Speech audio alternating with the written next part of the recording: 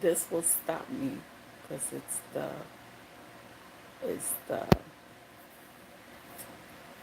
what's it called, the I had to put gloss on top because it's super, I don't know. I just did it quick, so it's a little sloppy. But anyways, I was having, I didn't know it was gonna turn into a deep conversation with my youngest. We talked from everything from how he feels about his grandparents, which are my foster parents, to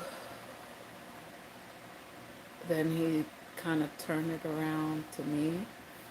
He was talking about his papa, how much he missed him, and broke down during that. So I let him know it was okay. It's okay to express your feelings and cry about things. It's not good to hold it in. But I wanted to focus on, he blew my mind. The way he broke me down, I didn't know he was paying that much attention to me. He was like, it's obvious that you know me all my life. But he's like, I get mad when I think about Papa not being here. Like, I think he thought it was like a taking your own life thing. I had to explain there was a surgery that was done wrong, and that's why he's not here. It wasn't COVID, it wasn't none of that took him out. It was basically an infection a day or two after he had surgery down in Memorial over there in Florida. And unfortunately, because I wasn't his wife, we just got divorced a year or two before that. So I wasn't able to get information when he was in the hospital.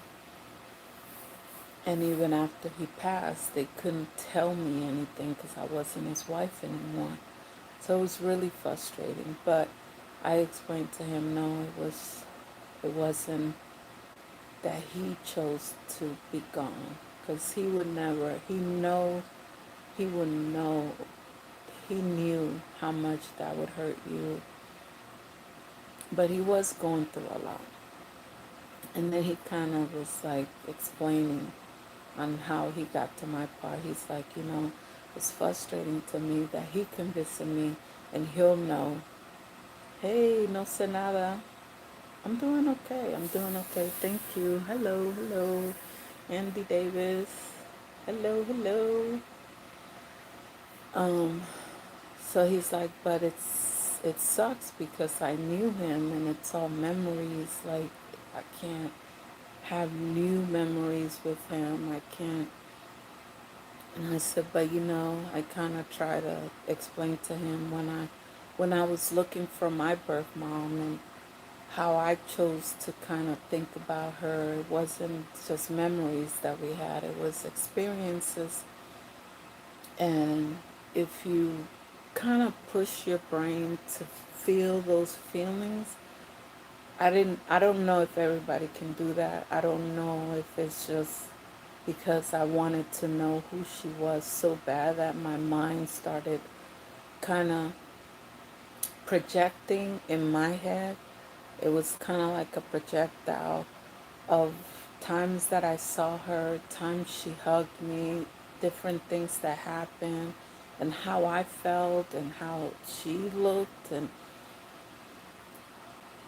so, and what I started doing, or my brain started doing, I was just like, okay, maybe this is what she would look like. Maybe since we look alike, maybe this is how she looked when she was 14, 15. Maybe this is how when I was that age. And So I was able to grow her in my head according to what I thought. And sure enough, when I re-met her, I was 22, well, 21, turning 22. And she looked exactly the same like I remember her from my brain.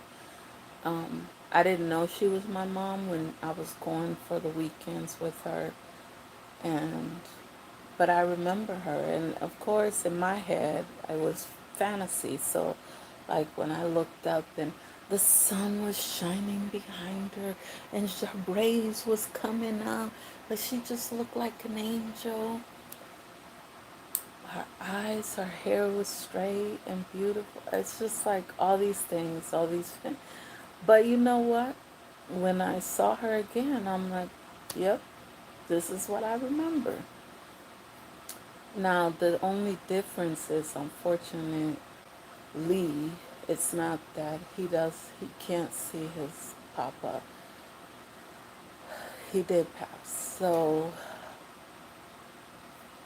he he can't do that. He can't say like, oh, in 5 years, one day I'll see him again. But he really can, because if it's true that we're all gonna meet up in heaven again, then but he was frustrated with the fact that he only knew him like that, and he's like, he's so worried about one day forgetting him. And I'm like, it's up to you. You can remember things, and sometimes you can force your brain if you want to enough. Your brain will naturally start telling you things that you didn't notice then because you were just a kid and you just around. They'll start You'll start hearing conversations that maybe you didn't know you knew, and hearing his voice, and stuff like that to keep him alive. And then he kind of turned it around on me. He's like, like for you, for example, like you've been through so much. And he's like, how is that fair? You have like 12 different, 20 different chapters, and it's unfinished. Like, okay, you had your mom and dad, you had the DR, and da da da.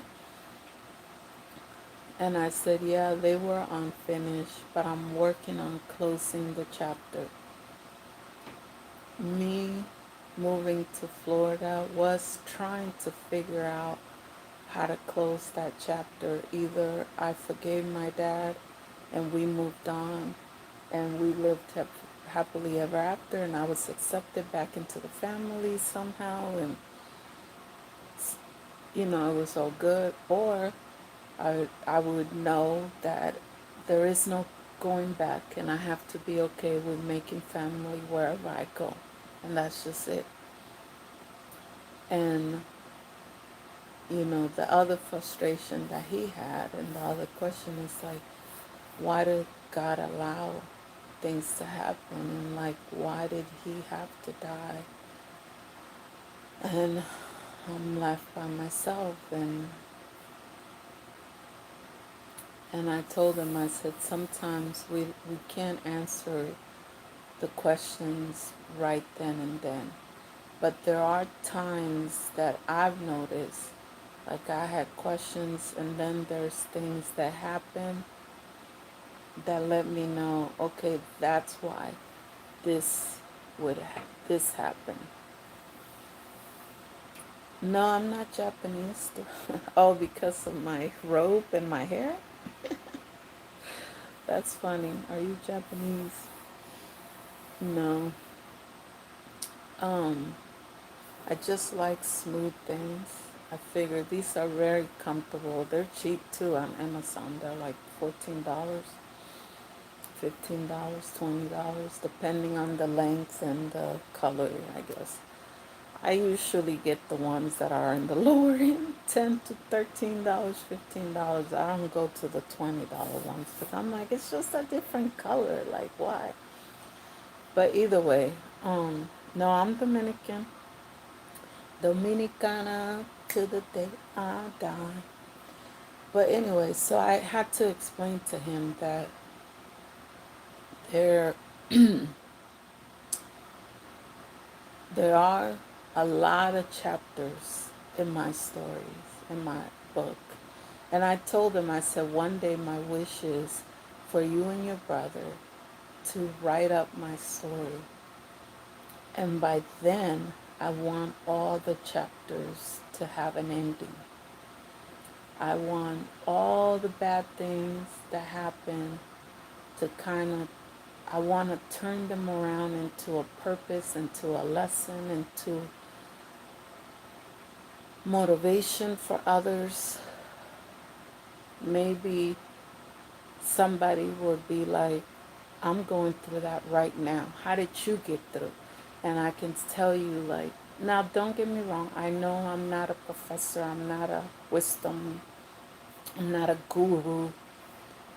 But I've been through enough to let you know you don't have to become a bitter person. You don't have to become this angry. Now, don't get me wrong. This menopause is kicking my butt. And I'm moody sometimes. And I'm depressed sometimes. And I'm down. And I guess I'm a hard person to love or deal with. I don't know.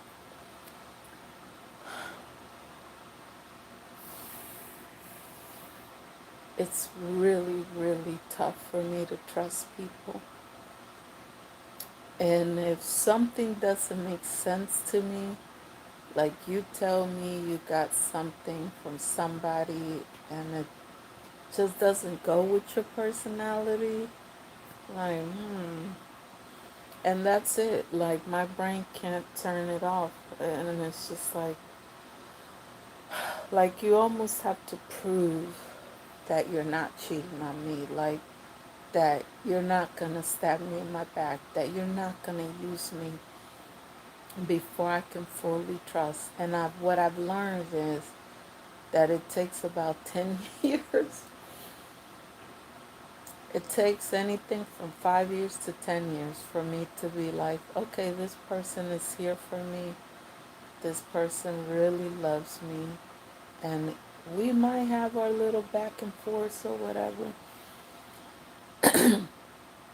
And I used to say that I had at least 5 people that I felt like had unconditional love for me.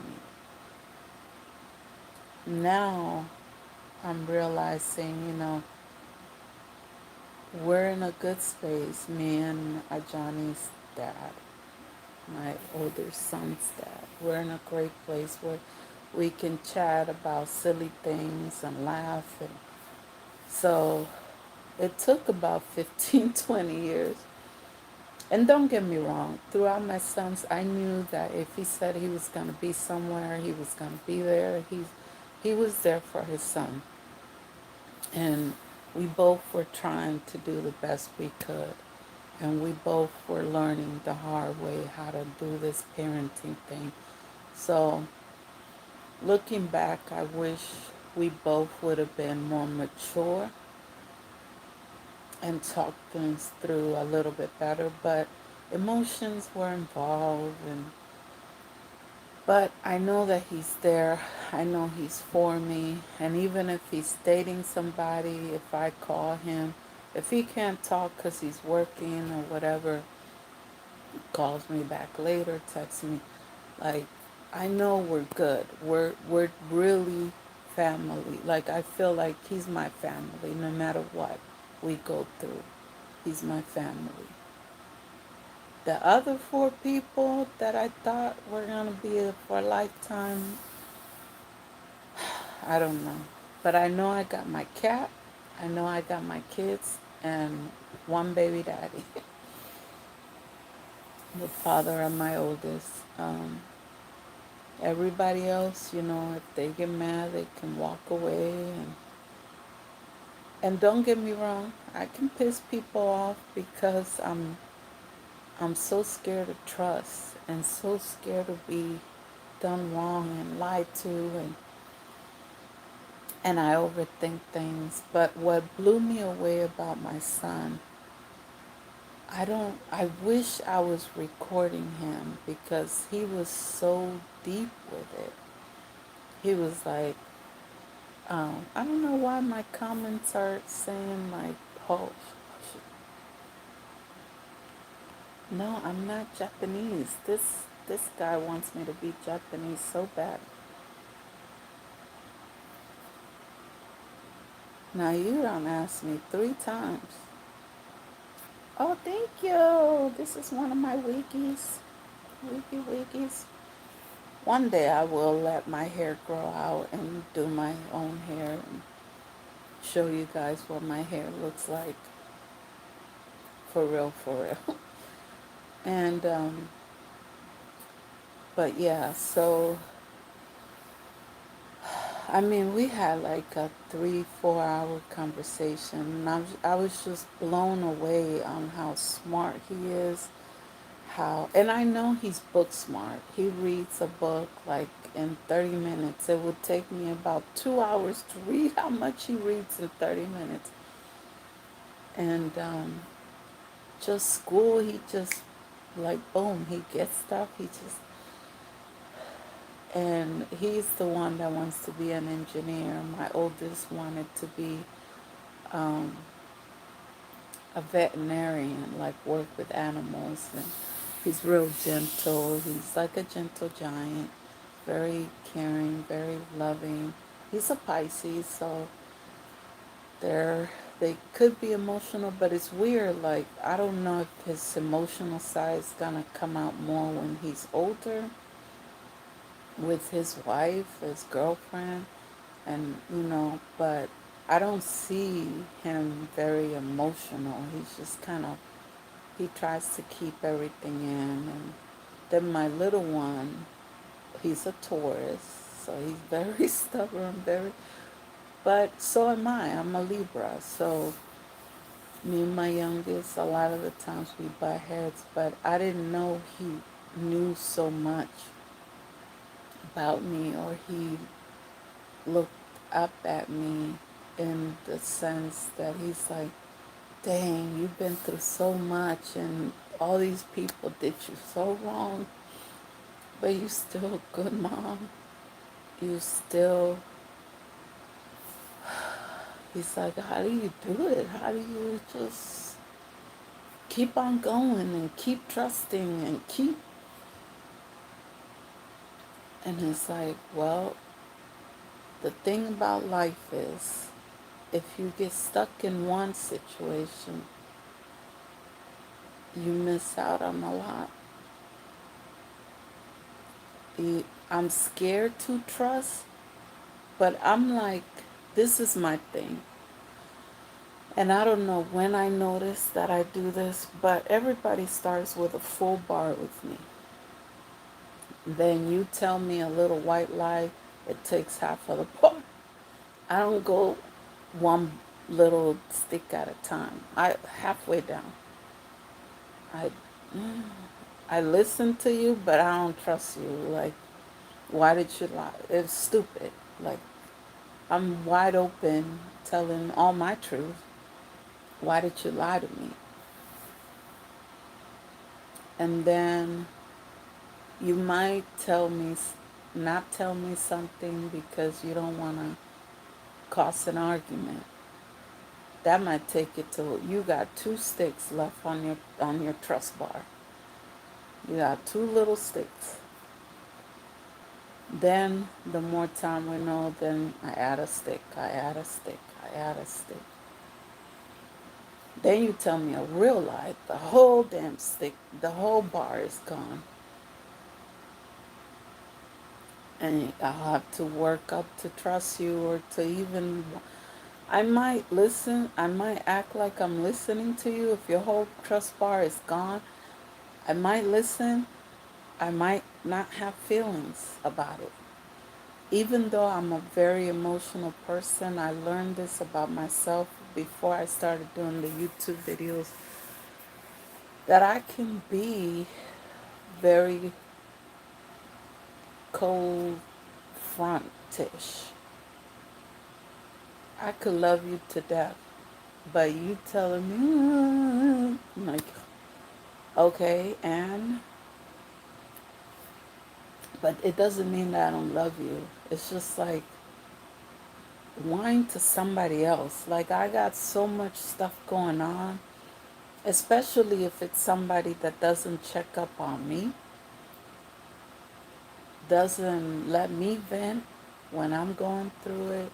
Like, I'm there for you, there for you, there for you, there for you. But you can, the minute your wife or your husband come around, you want to disappear. Or you want to lie about dumb things. Or I'm just like, I ain't got time. I don't have the energy. I don't have time. I already don't trust people very easily. So, like, I just, like, to me, I'd rather have nobody and have peace of mind than have 5 people, 10 people around me and behind my back they talk shit, or they're not there when I need them. Like, there was somebody that I was talking to, not a guy, but just I'll call her a friend. Suicidal all May, all June. The minute I asked her something that she didn't like, disappear on me. Then all of a sudden, I mean, she didn't have money for her rent, but then all of a sudden, all summer long, she was flossing like I was going out of style, getting a whole bunch of new clothes, da da da. And I was like, okay, so was the suicidal stuff real? Or were they just trying to make me feel bad because I would give my last dime to somebody that I love if they're in need? And I have helped this person before with tickets, rent, bills. Meanwhile, my kids don't get a birthday gift from this person ever. So, I don't know, like, I just look at everybody suspiciously, and I just recently cut off everybody that, I don't know, like, they say you have people, there's different seasons in your life, and I gave so much of myself to everybody that I loved that I don't have anything left for myself. And then I'm like, I gotta live for my kids. But my youngest son just blew me away last night, and like I said, I wish. So I was explaining to him, like, look, this is what I would want my cover to look like. This is the song that I want to be connected with my book. And, because he started talking about, like, yeah, you have so many chapters. Like, you have the New York chapter, you have the foster parents chapter, you have this chapter, that chapter. And I was like, yep. And that's why I started doing the YouTubes, because I had so much inside. And no matter how much counseling I got, I hate the feeling of that damn alarm going off, or there's watching the clock. Okay, our time is up. And it's like, you feel like crap sometimes when you walk out of there, and it's like, okay, an hour wasn't enough. Or give me the tools to get over. I'm seeing somebody now that she actually gives me tools and gives me homework to work through my stuff. And she gives me really good advice. Like, she kind of was telling me good advice and to feel better about being a mom, and like ways not to beat myself up about like not being able to do this for my kids or that. Like, I'm really hard on myself as a mom. And just always wondering who's judging me and who's talking about me.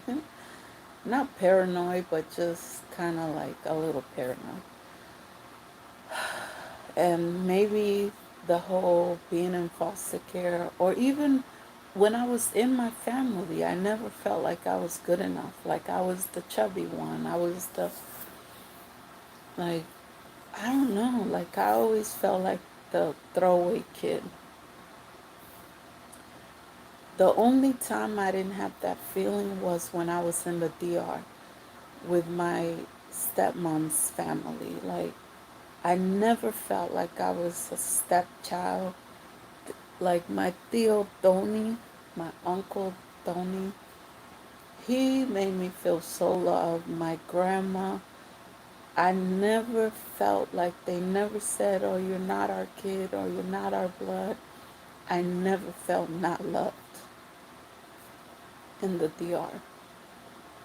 And I know things are tough, and my parents wanted me, my dad wanted me with him, but I kind of wish he would have left me at least until I was in middle school. I felt like if he would have left me in the DR to finish elementary school or primary school, whatever they call it in the DR, I think I would have had more self-esteem. Um, I would have kept learning Spanish and maybe learn how to read Spanish and write Spanish. But because I was pulled out at first grade, I think, or kindergarten. I don't know what I was in. I just remember we were learning the Spanish alphabet. And all I remember about the school, walking to the school, and then my teacher always had these little icy things in a plastic in her fridge because the school was the back of her house. Like she had a big space in the back. It was open. There was little desks. And I don't know if I talked a lot, but I was always in the front seat. I was always in the front row. Or maybe I just sat there because I wanted to learn. I don't know. And I definitely remember my hair being done, and it's just how painful it was. But yeah, I felt so loved. And then I got to New York, and it just felt like my dad's family. Like, I just remember some of my aunt's comments and how it made me feel. My grandma, my dad's mom, was very loving to me. Thank God, she was the best. I swear, I get along. That's why I've always gotten along with older people, because they're not about the bull. They either like you or they don't. And if they like you, they give you love like no other person could. It's a genuine love. It's just like come and eat cookie type of love. Like, hey, you offering food, milk and cookies. I want some milk and cookies. So yeah, my both of my grandmas were great, but I did start feeling like out of place. It was so overwhelming going to a new school, hearing English and seeing snow, and it was just so confusing. Like, what happened? Where am I? I was turning 8, and all of a sudden they did a big party for me, but it was really for the adults, and it was just a lot going on, and nobody really explains anything to you because you're a kid and you don't understand, and they just expect you to float through life and get through it. And because I was always not made fun of but talked about, if I didn't eat enough, then they're like, what's wrong with her? She's sick of it. If I wanted the leftover, oh yeah, just whatever's in the fridge. Joy will eat it. Joy will eat it. Just give it to Joy. She'll eat it. And then it's like, which one is it? Like, am I the leftover eater? And that's okay? Or am I, something is wrong with me because I don't want to eat the leftover? I'm full for one? Like, it was just so confusing. But yeah, so I ended up telling my son, I'm purposely, after I got sick in 2019 and ended up in a hospice and I didn't know if I was going to make it out. and you know, I got really, really sick. And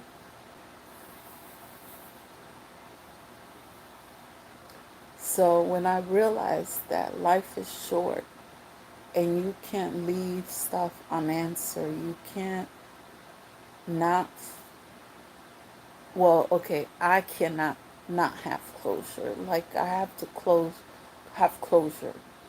So I'm like, okay, I know I've been scared to see my family again, but I won't know unless I try. And I just happened to reach out to the right aunt that still had connections with some of the family members. And she did a great job. I said, my wish is, in case it's my last wish, I really miss getting together for Sunday, on Sunday at Grandma's house. It wasn't a Sunday, it was right before Thanksgiving, so it was like a Wednesday. And unfortunately, I didn't realize I was flying on Thanksgiving because that was the cheaper ticket. And it was 2 months after I got out the hospice. I just wanted to do everything. Like, I was thinking to myself, I don't care how much it costs. I gotta go see my family. I gotta, before this COVID comes, I don't know what it's gonna do. I don't know if it's gonna take me out. I gotta go. And I have to go see where I went to school. Like I had to. I wanted to walk through my neighborhood without being thrown tomatoes and being called a slut because I called the cops on my, even though I didn't call the cops on my dad. I had somebody else help me because I didn't know what how to what to do. Um, if it gave me so much power inside to be in my own neighborhood before I went into foster care, be able to walk around and own and get. I had so much fear. I didn't know what was going to happen if my family was trying to set me up to finally be like, confess, your dad didn't do it. Like, I didn't know what was going to happen. But walk by sight, not by fear. Is that the saying? So I was like, well, here it goes. Whatever happens, happens. I had my little one with me. I felt like, well, if they were to do something, hopefully they wouldn't do it in front of my son. And plus, I did take my oldest to New York. He got to fly with me. So I was like, okay, let me let my little one experience that too. Just, in case this is his only time. So I'm glad that I did. I thought he was gonna love New York because it's so busy, busy and hustle, hustle. He was like, it's too busy. Like the streets were too full and it was hectic. And he's like, I'm so glad I was there with you because it's just like I had you to kind of calm me down. And I didn't know he was having so much anxiety there. But um, when I came back, I didn't know I was gonna feel closure, but my aunt, like I said, she was able to invite some people and people that were meaningful. I remember her being on the phone a lot. I guess she was trying to convince my stepmom, my dad, my brothers, my sister to come that day. And even though it was before Thanksgiving, everybody was cooking, everybody was busy. I'm sure traffic was hectic. People came from Jersey, Connecticut to Grandma's house and all over. I wish that there was a couple of people that I was actually becoming friends, a couple of cousins. I found out that they didn't know that we were getting together or that I was in town. I also tried to get together with some of my other cousins, and they didn't want no parts of it. So I was like, wow, okay. Um, so, but when I came back, I was like, I felt like now I could breathe. I had closure with my mom when I went to Spain, found out why I wasn't raised with her, why God allowed that, because that was one of my questions. Well, why did she keep my brother and sister and didn't keep me? Found out she was 14. I didn't know that. And she was overwhelmed. She was 15 having a baby. She was 14 when she had me, but 15, you know, raised trying to learn how to be a mom. And it was overwhelming and she couldn't do it. Um, so I was like, well, I can kind of understand if I was 15 having a kid.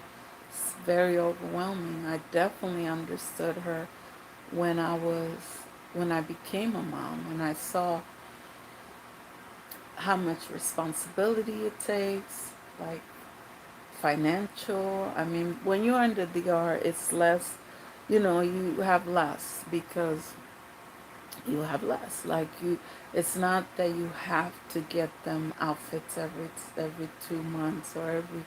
With my oldest, I had to get him new outfits every 3 months or so because he was growing so fast. Like he was in a size 5T by the time he was one. So that lets you know how stressed I was about clothes with him. But then that forces you to be resourceful. I found out about Baby Corner at HopeLink and this and that. And that was so helpful. Thank God. They gave me formula. They gave me a bag of clothes every month, groceries if I needed every month, and they had a delivery program. Thank God. So you become resourceful and stuff. And it's not begging. It's not like, I wish people wouldn't feel like that's low. That's too low for them. Because you're making yourself suffer more than what you should. Like, it makes no sense to me. Like, if there's help, it's okay to take it. It's there too for you. It's there for you. It's set up for people like you. So I got closure with my mom, I felt, when I went to Spain and I found out all the whys and hows. I got closure from my family in New York, my blood family. When I went to New York, I got to sit in my grandma's living room and experience that again.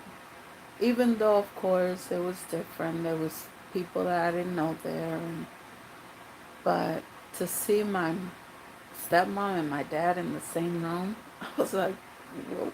And they weren't fighting. I was like, wow, this means a lot. They're doing this for me. That was a feeling that I'll never forget. No matter what I feel about them, thank God me and my stepmom, we made up and we're super good. Like, we have no issues. I forgave her, she forgave me. Um, Unfortunately, I did have to stop talking to my dad because it was just like it kept triggering thoughts and feelings and anger. And I was like, okay, I'm not going to heal from that to keep him around just to save his feelings. Like, my feelings should matter more, or my health should matter more. So I finally made the decision 2 years ago, I think, to cut ties completely. Like, pretend that he's under the ground type of thing.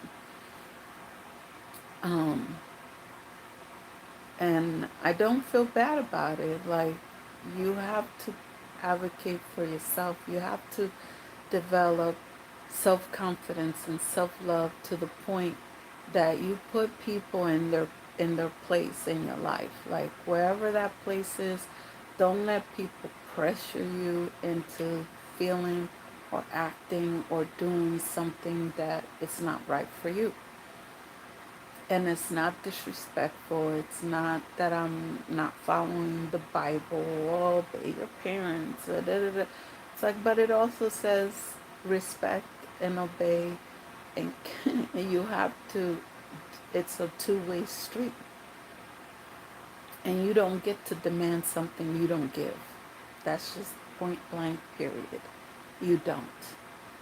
So if you don't give me the love that I deserve, then don't expect me to just sit there and wait for what? I don't care who you are. You give me respect, I'll give you respect. You give me care, you check up on me, I'm going to check up on you. I used to be the one to do 20, 30, I didn't keep track, but I used to be the one to always be. But this year, after having a couple of scares with my health and seeing my kids, and I'm really trying to focus on living for me and my kids. I want to be here to see my youngest graduate. I want to be here to see them get married and one day have kids. And what does that look like? I'm trying to learn how to see my oldest as an adult and not just, my son, I still squeeze his cheeks and it's like, he makes this noise, He doesn't tell me stop, Mom, but I could tell that that noise means okay, back up. And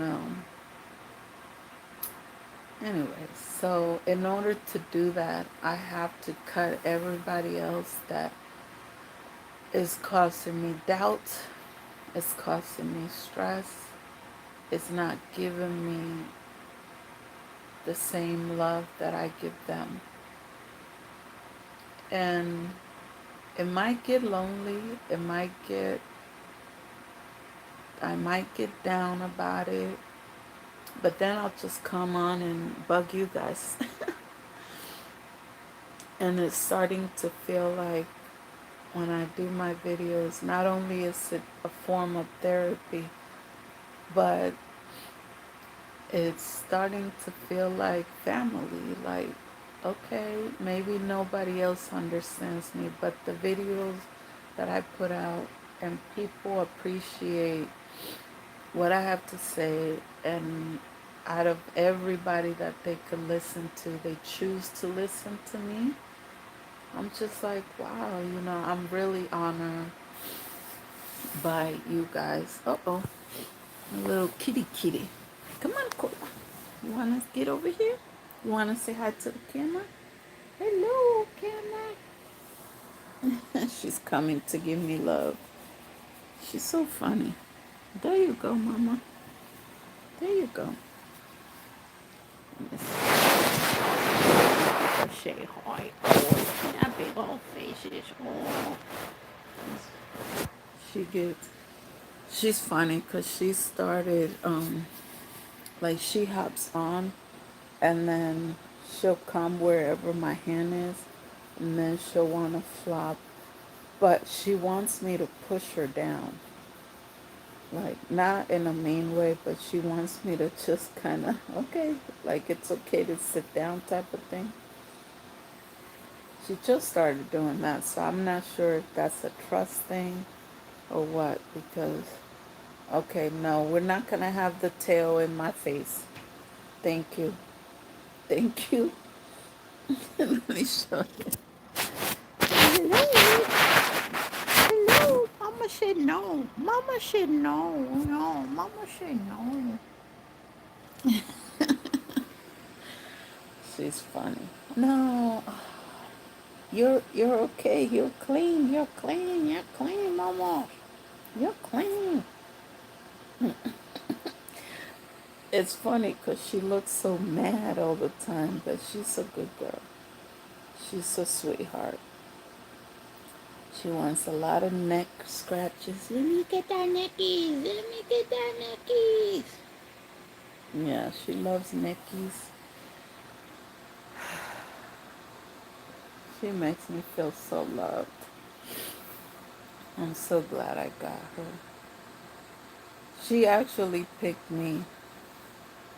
I was looking for a young cat to keep me young and give my boys, something else to love and be excited about to come home. I couldn't get them a dog because I'm like, I don't know if I have energy for all that, having to walk it every three times a day at least. But I was like, well, a cat, you can do the litter. And I was nervous though because they say that um, with HIV and litter box, it's kind of dangerous to breathe in that stuff. And so sometimes I do wear a mask. But I learned there's pretty litter and um, there's another litter that I use. I'll take a picture of the bag and post it. There's not a lot of the dust thing that comes up, and so I haven't had any problems. I haven't gotten sick from it, and so I'm glad I did try it because of course the doctors don't recommend it. Um, Other people is like, oh no, don't do it. So, but anyways, this is, I love my kids. I didn't know how I knew I'm an animal person too. Like, I feed the squirrels, I try to feed the birds whenever I can. And I talk to all the animals. I try to be like Snow White and what's the other princess that was singing by the well? Cinderella. I don't know how to hum like they do, but I try.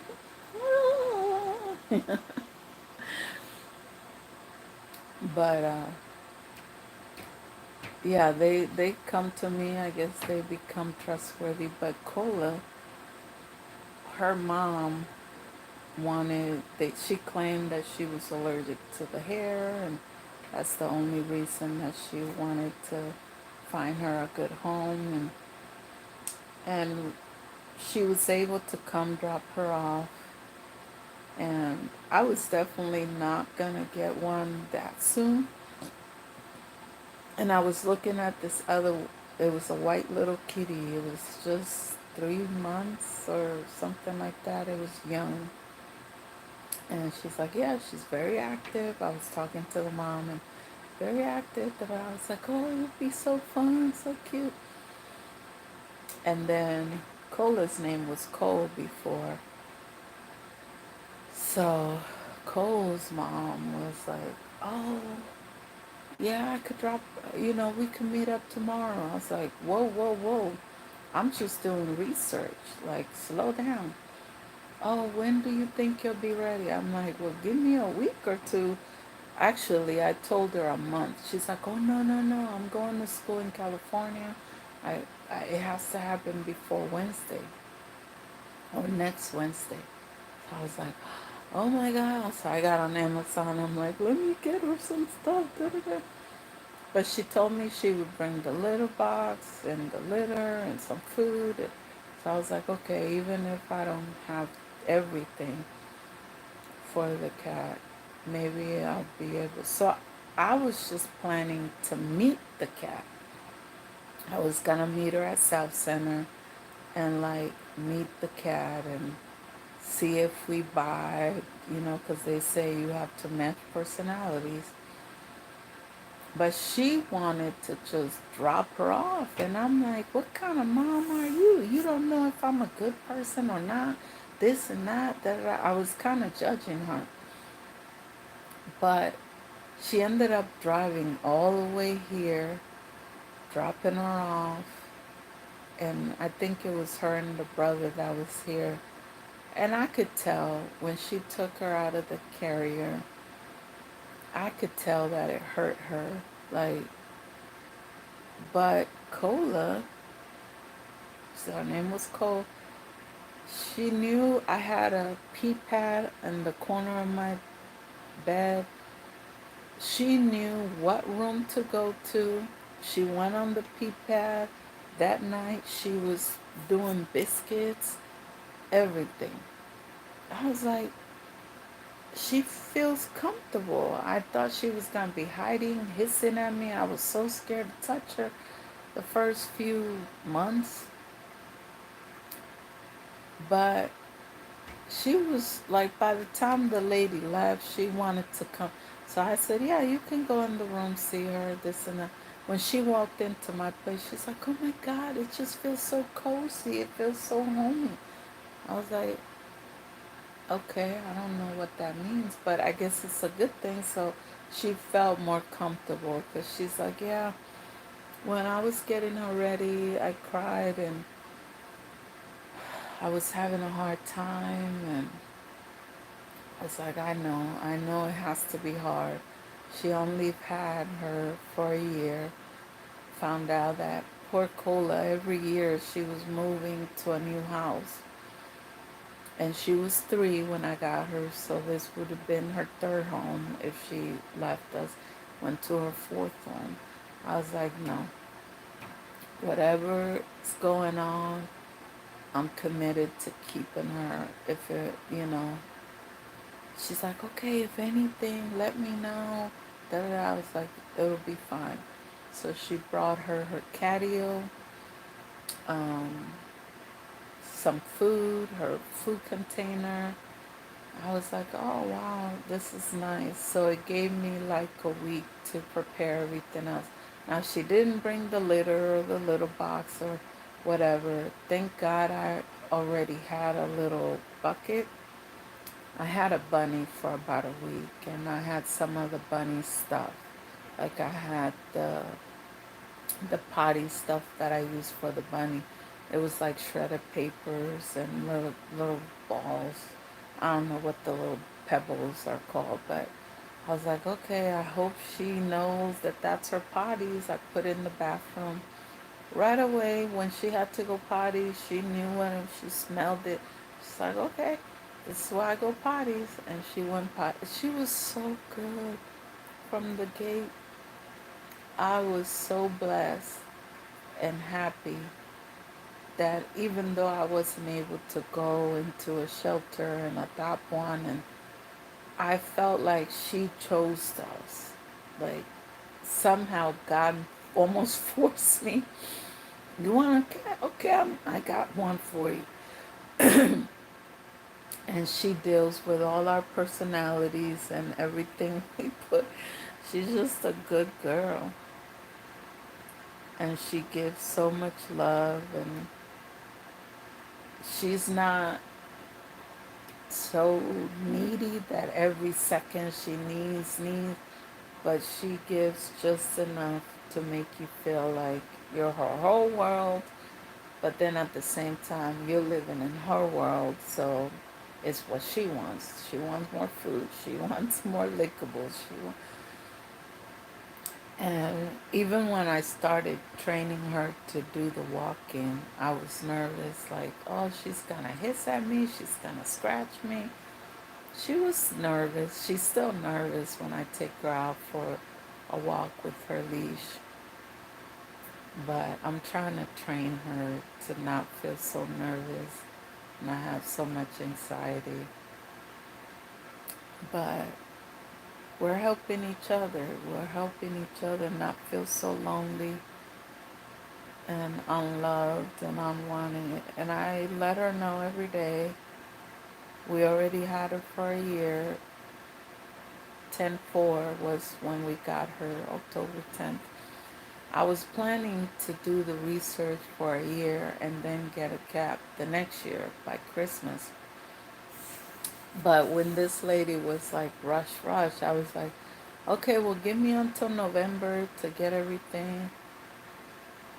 So she was like, because we started talking in September, and I was trying to talk her into giving me another week and giving me another week and giving me another week. But she was like, okay, no, it has to happen before I go to college, da, da, da. Or whatever she was doing, moving to California or something. Um, but yeah, as soon as we got her, I was like, wow, she's meant to be ours. And I didn't know this, that the cat's hair determined their personalities. Like black cats have a certain personality, orange cats have a wild side, this type of cat, that type of cat. So I don't know. She's a tortellini mixed with what's a real common. Anyways, I'll try to post that too. I might forget, but what I'll do is I'll listen to some of my videos and post what I said I would post. Um, so I'm real forgetful, but it's not on purpose, guys. So thank you for listening. Thank you for watching. Be blessed. Have a great day. Focus on the good things today if you can. And focus on the people that love you and care for you. Let go of those that use you and abuse you.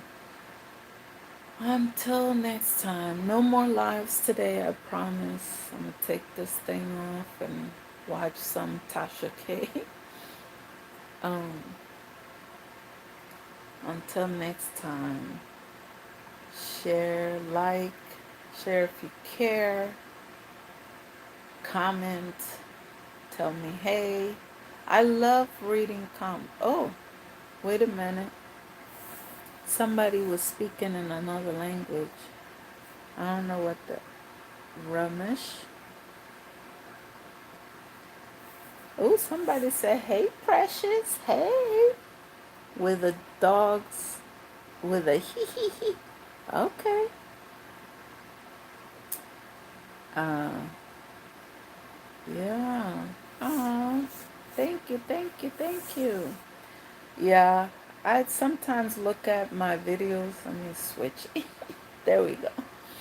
Sometimes I look at my videos and I was like, dang, I need to try more. I can't be coming on here looking all like that all the time. So I'm going to try harder unless I'm not feeling well. And, you know, but thank God you guys accept me no matter what. Um, yeah, but like, share if you care, comment. Until next time, next story time. Have a blessed one. Bye.